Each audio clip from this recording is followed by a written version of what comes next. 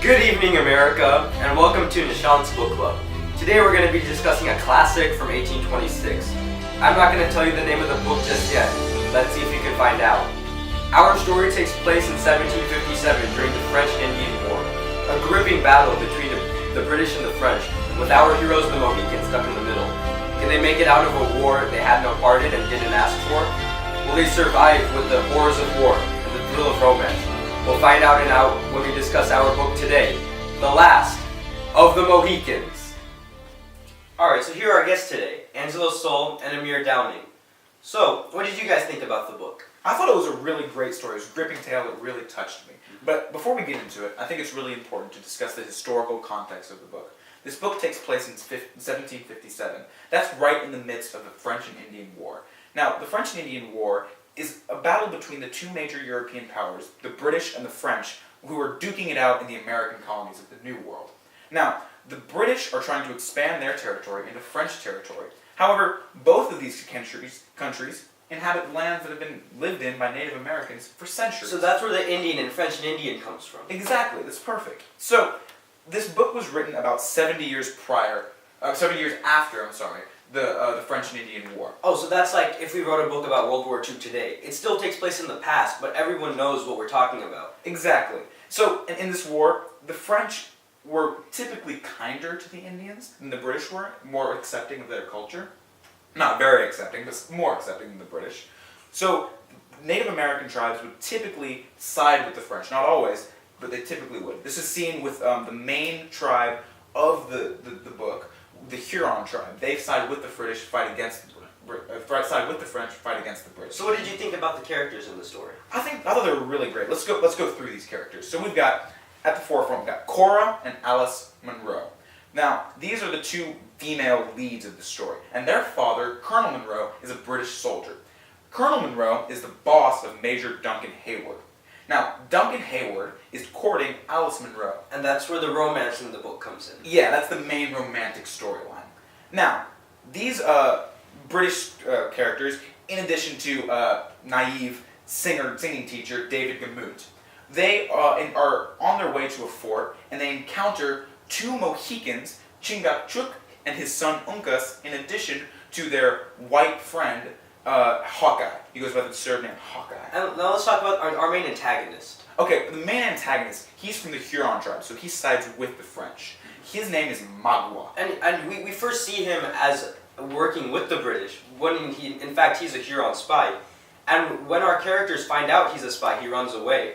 Fearing that they come back with reinforcements, they go into hiding. And when he does return with the French and more of his tribesmen, we see a large conflict that focuses on the entirety of the book. We see Magua and his allies fighting the Mohicans, the British, and their allies. And we have this conflict taking parts in many places. We have sieges at British forts, a daring canoe chase, one of the best parts of the book. And even where we have Hawkeye dressing up as a bear to go infiltrate the Huron camp.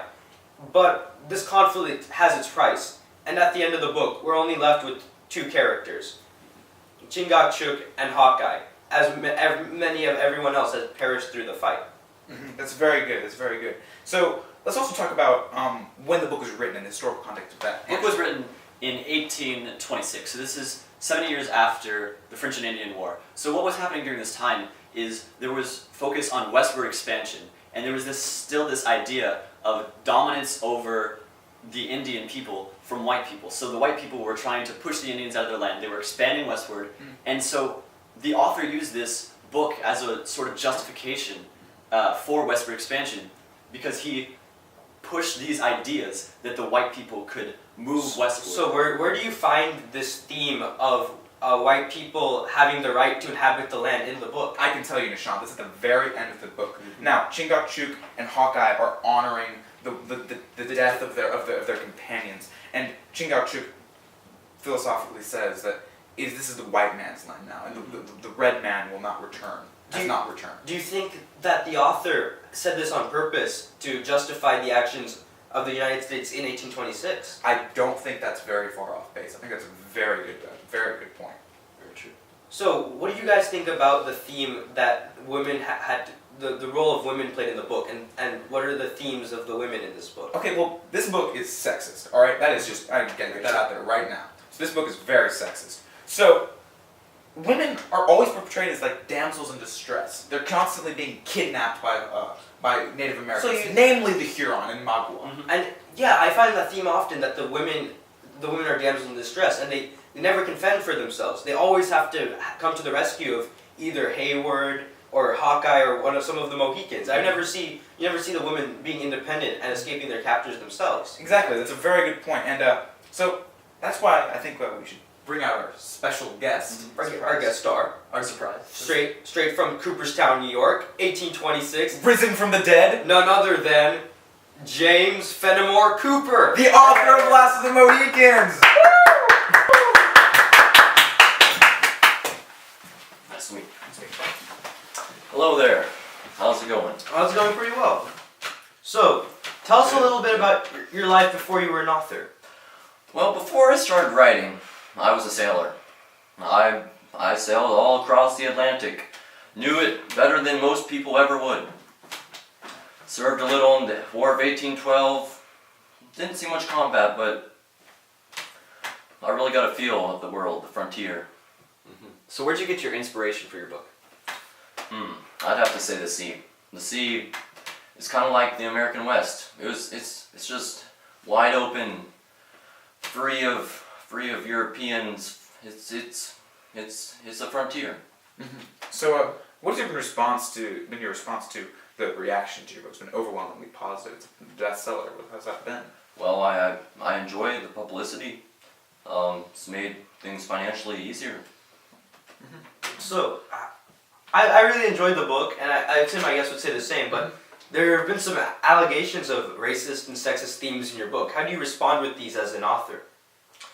Well, let's first address the sexist themes. I'm a romantic author, and it's really about capturing the essence of the past. That's just how it was, getting the adventure, the thrill for the story of the war. And now, racist themes, well, let's be frank. The white people were superior to Native Americans, Indians. It's just fact. White people, Europeans, Americans, we had caravels, galleons, frigates. Native Americans, they have canoes. So, at the sentiment that at the end of the book, where they say that the land is the white people's now, and that the Native Americans don't own it anymore, would you reflect that same sentiment?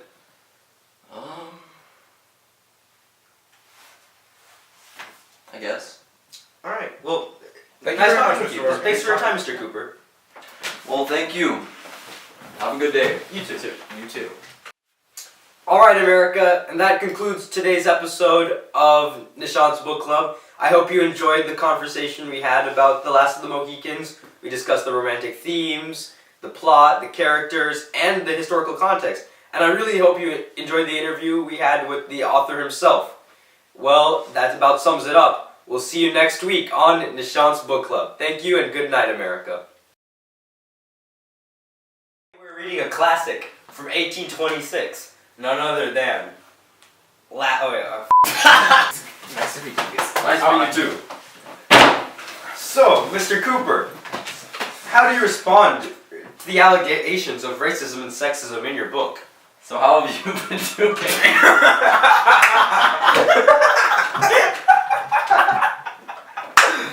Company, our book, The Last of the Mohicans.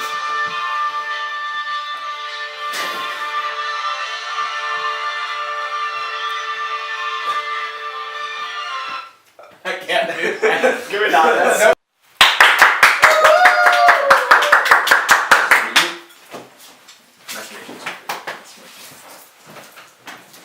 Hello there. So, Mr. Cooper, what do you think about the themes in your book, such as racism and sexism? How do you respond to these allegations? I would say they're part of my book. I wrote them. They're in the book. It's part of history. How do you think that you as an author has to deal with these issues? Well, I'm a romantic author. It's part of the definition of romanticism. It may include sexism, it may not include sexism. Okay, we're gonna give you some talking. We're gonna have to give you some talking. It really touched my heart, you know. Many characters, many deaths, great story, great plot. Sometimes. Oh God. Actually, I don't think we can attack Mr. Cooper. Mr. Cooper, would you say that it's about capturing the essence of the past in your romantic literature? Yes, I would. In my time, that's just how things were. Any other questions? Do you agree that the... This is too heavy. Would you say your story is about capturing, as a romantic author, it's about capturing the nostalgia and the essence of the It is, past? I would say so. And when it comes to racist themes, it just comes down to it. The white people were superior.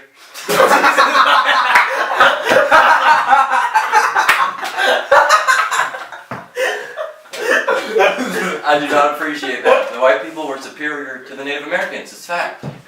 Well, are you White can't say that. people had. You should have laughed. I was going.